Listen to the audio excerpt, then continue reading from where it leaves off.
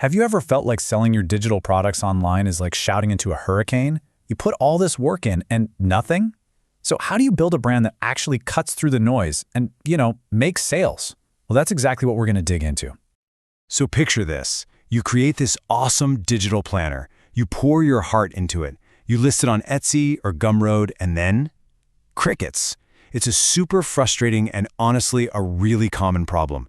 You look around and you see other people's products just flying off the virtual shelves, and you can't help but wonder, what are they doing that I'm not?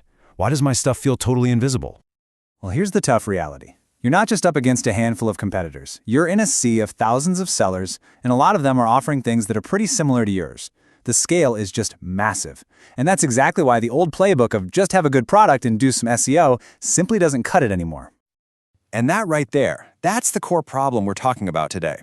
In these massive digital marketplaces, success isn't just about how good your product is. It's about being able to rise above all that noise. So if you're struggling, listen. It's probably not your product that's the issue. It's the way it's being presented to the world. Does any of this sound painfully familiar? Most beginners get trapped because their brand just blends in. It looks generic. Their message is kind of fuzzy, so potential buyers scroll right past because they don't immediately get what makes you special. And this throws you into this brutal cycle of low sales, where you feel like you just have to keep churning out new stuff to maybe, just maybe, get noticed. Okay, so if that's the problem, what's the solution? What's the big revelation here? It all comes down to one single concept, and it's your most powerful, invisible asset. Your branding. This, right here, is what separates the disposable side hustles from the real, long-term, recognizable businesses. And this is so important to get right. On the left, you've got what most people think branding is. A pretty logo, running some ads, maybe a nice-looking Instagram feed.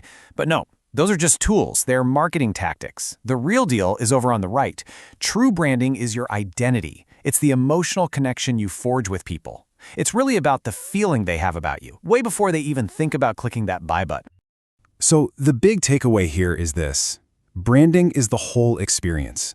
It's the vibe you give off. It's the trust people build with you just from interacting with your content. And you know what? When you get that right, it makes all the other marketing stuff so much easier. And frankly, cheaper. Because people already know who you are. They already trust you. All right, so how do we actually build this powerful asset? Well, it's not magic. It all rests on a really solid foundation made up of 3 core pillars. If you can nail these 3 things, you are well on your way to building a brand that can actually last. And this is basically the secret sauce. First up, you need clarity. People have to know, like in a split second, who you're for and what you help them with. No guesswork allowed. Second, authenticity. People connect with real people and real stories, not some polished, faceless brand.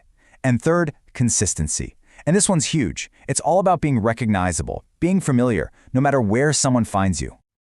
I really want to pause on this for a second because this is so important. Consistency is way more important than perfection. Let that sink in. A brand doesn't grow because it's flawless. It grows because it's familiar.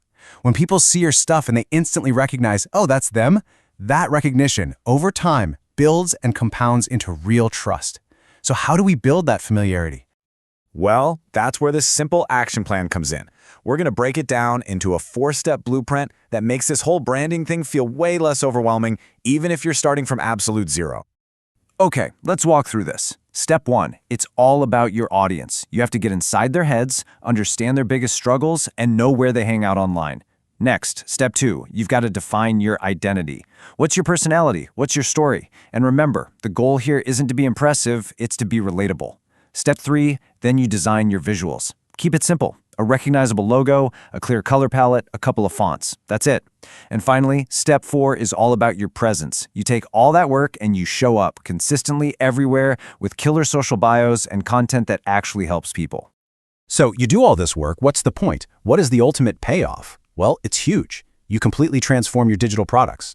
They stop being just another listing lost in a crowded marketplace, and they become something so much more valuable.